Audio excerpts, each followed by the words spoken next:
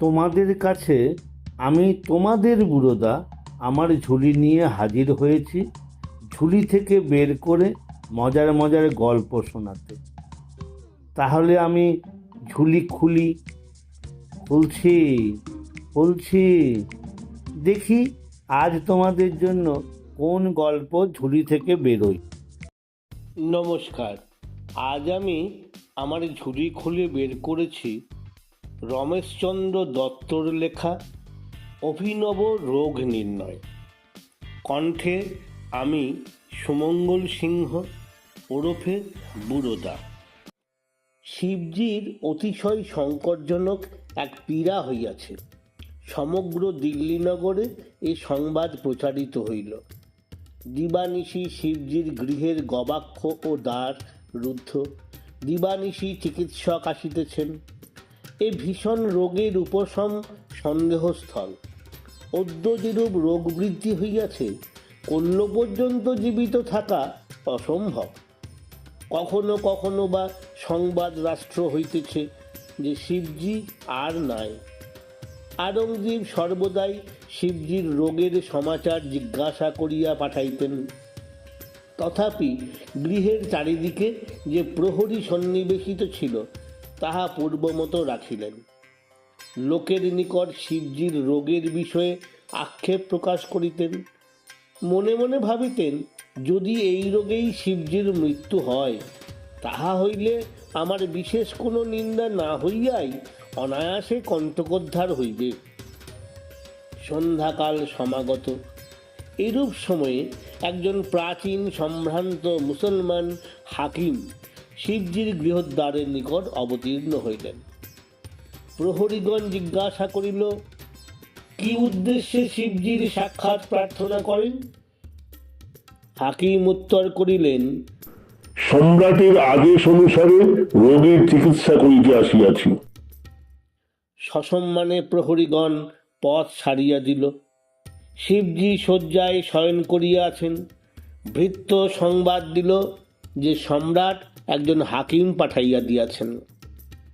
তীক্ষ্ণ বুদ্ধি শিবজি তৎক্ষণাৎ বিবেচনা করিলেন, কোনরূপ বিষপ্রয়োগের জন্য সম্রাট এ কাণ্ড করিতেছেন।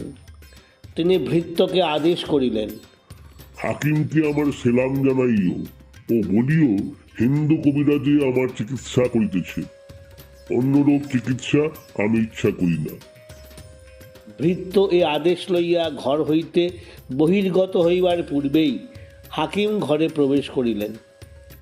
শিবজির হৃদয়ে ক্রোধ সঞ্চার হইল, কিন্তু তাহা সংগোপন করিয়া তিনি অতি ক্ষীণ মৃদুস্বরে হাকিমকে অভ্যর্থনা করিলেন ও শয্যাপার্শ্বে বসিতে আদেশ দিলেন। হাকিম উপবেশন করিলেন। আকৃতি দেখিলে হাকিমের প্রতি কোনো প্রকার সন্দেহ হইতে পারে না। বয়স অনেক হইয়াছে, অতি শুক্ল শ্মশ্রু লম্বিত, মস্তকোপরি প্রকাণ্ড উষ্ণীষ। হাকিমের স্বর ধীর ও গম্ভীর। হাকিম বলিলেন, মহাশয় ভৃত্যকে আদেশ করিয়াছিলেন, তা শুনিয়াছি। আপনি আমার চিকিৎসা ইচ্ছা করেন না, তথাপি মানব জীবন রক্ষা করা আমাদের ধর্ম। আমি স্বধর্ম সাধন করিব। শিবজি মনে মনে আরো ক্রুদ্ধ হইলেন।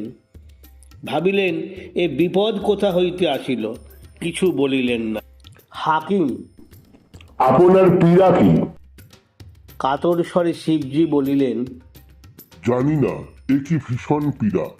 শরীর সর্বদাই অগ্নিবৎ জ্বলিতেছে, হৃদয়ে বেদনা, সর্বস্থানে বেদনা। হাকিম গম্ভীর স্বরে বলিলেন, পীড়া অপেক্ষা জিঘাংসায় শরীর অধিক জ্বলে। হৃদয়ের বেদনা অনেক সময় মানসিক ক্লেশ সঞ্জাত। আপনার কি সেই পীড়া? বিস্মিত হইয়া শিবজি হাকিমের দিকে চাহিলেন। হাকিমের মুখ সেই রকম গম্ভীর, কোনো ভাবান্তর লক্ষিত হইল না। হাকিম তাঁর হস্ত ও শরীর দেখিতে চাহিলেন। অনেকক্ষণ অতিশয় মনোনিবেশপূর্বক দৃষ্টি করিয়া হাকিম উত্তর করিলেন, আপনার বচন যেরূপ ক্ষীণ, নারী সেরূপ ক্ষীণ নহে। ধমনীতে শনি সজোরে সঞ্চালিত হইতেছে, পেশিগুলি পূর্ববৎ দৃঢ়বদ্ধ। আপনার এ সমস্ত কি প্রবঞ্চনা মাত্র? পুনরায় বিস্মিত হইয়া শিবজি এই অপূর্ব চিকিৎসকের দিকে চাহিলেন। চিকিৎসকের মুখমণ্ডল গম্ভীর ও অকম্পিত, কোনো কপট ভাব লক্ষিত হইল না। শিবজির শরীর ক্রমে উষ্ণ শনির সঞ্চালিত হইতে লাগিল, কিন্তু ক্রোধ সম্বরণ করিয়া পুনরায় ক্ষীণ স্বরে বলিলেন, আপনি যেরূপ আদেশ করিতেছেন, অন্যান্য চিকিৎসকগণও সেইরূপ বলেন। এ মহৎ পীড়া বাহ্য লক্ষণ শূন্য, কিন্তু দিনে দিনে তিল তিল করিয়া আমার জীবন নাশ করিতেছে। হাকিম ক্ষণেক চিন্তা করিয়া বলিলেন, আলাপ লাইলা ও লাইলুন নামক আমাদের চিকিৎসা শাস্ত্র আছে, তাহাতে 101 পীড়ার বিষয় নির্দেশ আছে। তাহার মধ্যে কয়েকটি বাহ্য লক্ষণ শূন্য পীড়ার চিকিৎসার কথা লিখিত আছে। কয়দিগণ কাজ না করিবার জন্য যে পীড়ার ভান করে, তাহার চিকিৎসা শিরচ্ছেদন। আরেকটি পীড়ার নাম দিগরান দোজত এখতিয়ার কুনন্দ। যুবকগণ এই পীড়ার ভান করিয়া নরক পথগামী হয়, তাহার ঔষধি পাদুকা প্রহার। তৃতীয় এক প্রকার বাহ্য লক্ষণ শূন্য পীড়া আছে।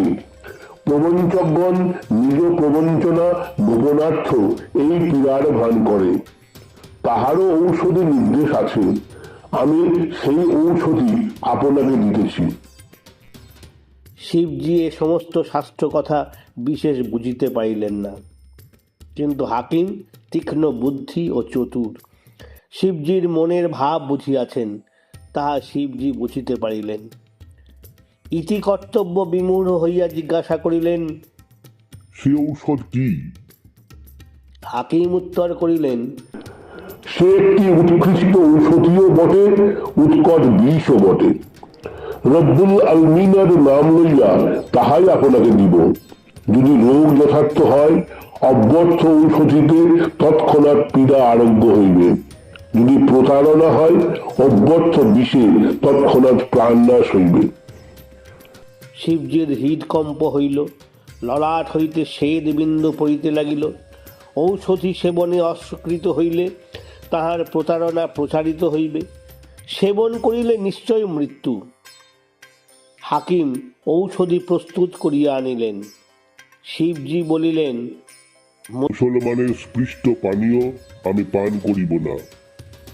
শিবজি সজোরে হস্ত সঞ্চালনে পাত্র দূরে নিক্ষেপ করিলেন। হাকিম কিছুমাত্র রুষ্ট হইলেন না, ধীরে ধীরে বলিলেন, এরূপ সজোরে হস্ত সঞ্চালন ক্ষীণতার লক্ষণ নহে। শিবজি অনেকক্ষণ অতি কষ্টে ক্রোধ সম্বরণ করিয়াছিলেন, আর পারিলেন না। সহসা উঠিয়া বসিলেন। রোগীকে উপহাস করিবার এই শাস্তি।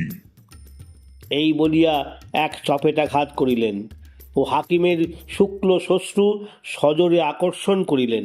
বিস্মিত হইয়া দেখিলেন সেই মিথ্যা শ্বশ্রু সমস্ত খসিয়া আসিল।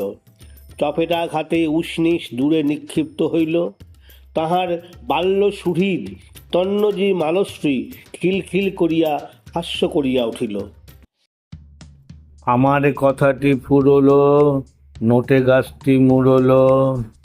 আমার কথাটি ফুরল, নোটে গাছটি মুড়ল। আমার কথাটি ফুরল, নোটে গাছটি মুড়ল।